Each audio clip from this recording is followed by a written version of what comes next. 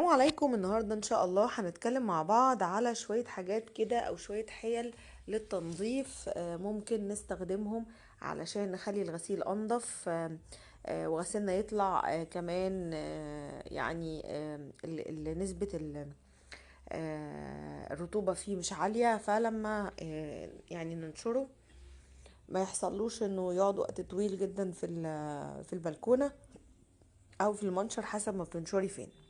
طيب، في يعني شفت كذا طريقة طبعا، مع احترامي للجميع الطرق جميلة جدا ورائعة، ولكن كل حد له اختلاف شوية في طريقته. يعني انا ممكن اخد حاجة مثلا شفتها اعملها، وممكن حاجة انا اكون انا بعملها مختلفة فتمسك بيها.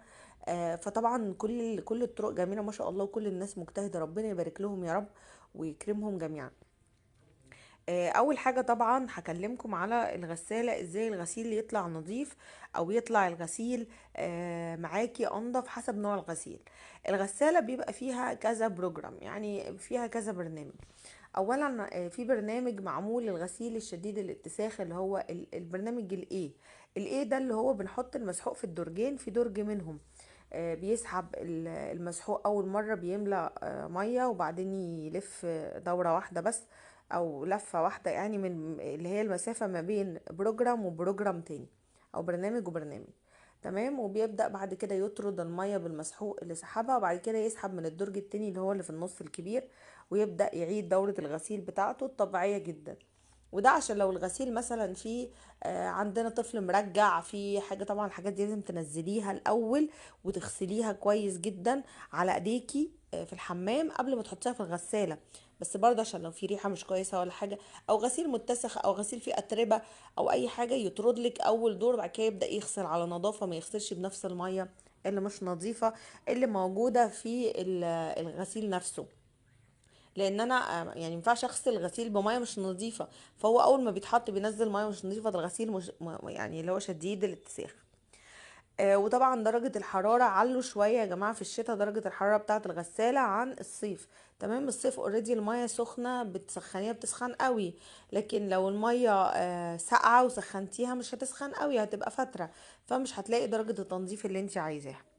تمام. نصيحة تانية برضو من الحاجات اللي انا جربتها وكمان ما يعني ما فكرتش ان انا استخدمها للغسيل المتسخ او الغسيل العادي بتاعنا في الحياة اليومية بتاعنا، اللي هو الغسيل القطن والغسيل البيت والفوط والحاجات دي كلها.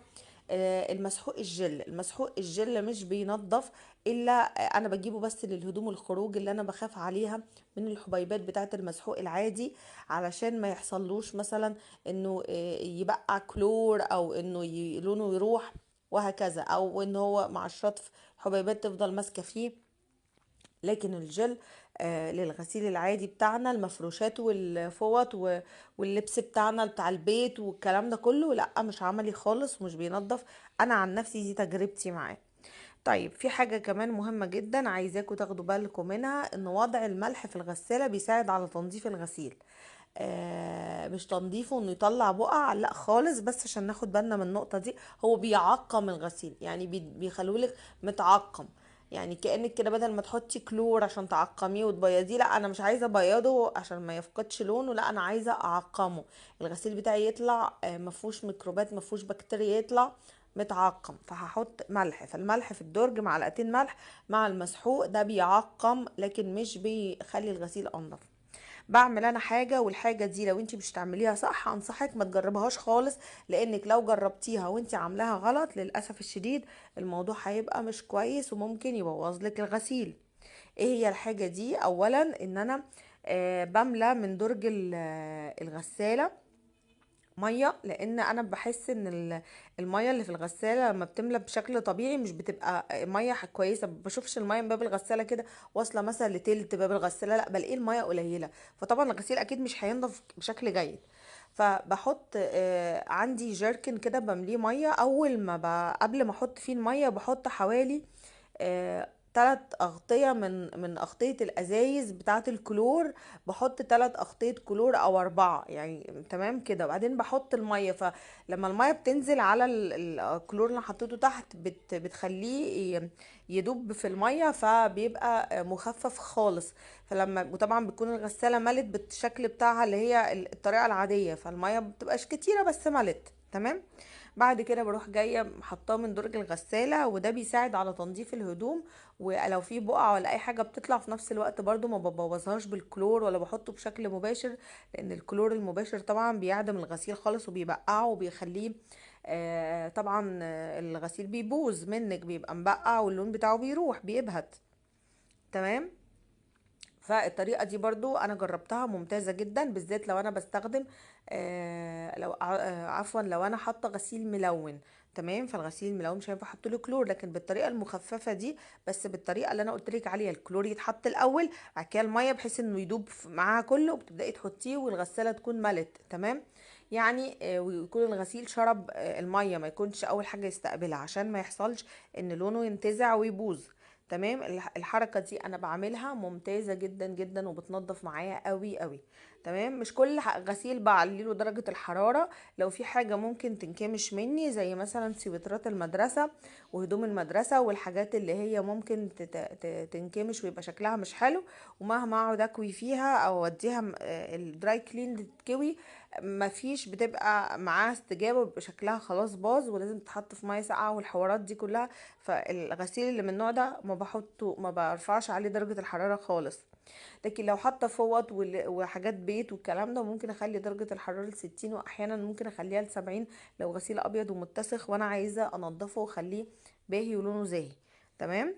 الحاجات دي لو خدنا بالنا منها، الغسيل هيطلع نضيف وزي الفل. احيانا كمان بعد ما الغسالة تخلص بشغل دورة الشطف مرة تانية، علشان ينضف اكتر معايا وما يكونش فيه ريحة وحشة، بالذات في كمكمة الصيف، تمام. لان غسيل الصيف ممكن تغسلي عدد مرات اقل، لان الغسيل بيكون مش تقيل قوي فما بياخدش مكان في الغسالة، فطبعا بتحطي يعني عدد مرات اقل. عشان الغسيل يطلع معاكي جاف، بعد ما الغسالة تخلص شغليه على العصر مرة تانية، تمام. شغليه على العصر مرة تانية، وده بيساعد بشكل كبير جدا الغسيل يطلع جاف، وتنشريه فينشف معاكي بسرعة. الطريقة دي برضو جربتها كذا مرة، الغسيل بيطلع معايا جاف. طبعا مش هقولك لازم تنضفي فلتر الغسالة، علشان ده بيساعد ان الغسيل يتشطف كويس، وكمان يبقى جاف كويس. لو حاجة محشورة المية ما بتتصرفش كويس. وكمان لازم تعملي دورة خل كل شهر على الأقل، عشان الغسالة أي ترسبات فيها تبدأ تنزل، وطبعا ده بيساعد بشكل كبير قوي ان الغسالة كفاءتها تبقى أعلى وتغسل بشكل أفضل وأنضف كتير. ان شاء الله تكونوا استفدتوا من الفيديو، والفيديو يكون مفيد ليكم، وكل معلومة فيه ان شاء الله تفيدكم. ما تنسوش تحطوا لايك، واللي مش مشتركين يشتركوا معانا، واللي مش مفعل الجرس يفعل الجرس، وان شاء الله تجدوا لدينا كل ما هو جديد ومفيد. وشكرا لمروركم الرائع، واتمنى دايما يا رب اشوفكم في احسن صحة واحسن حال، والسلام عليكم.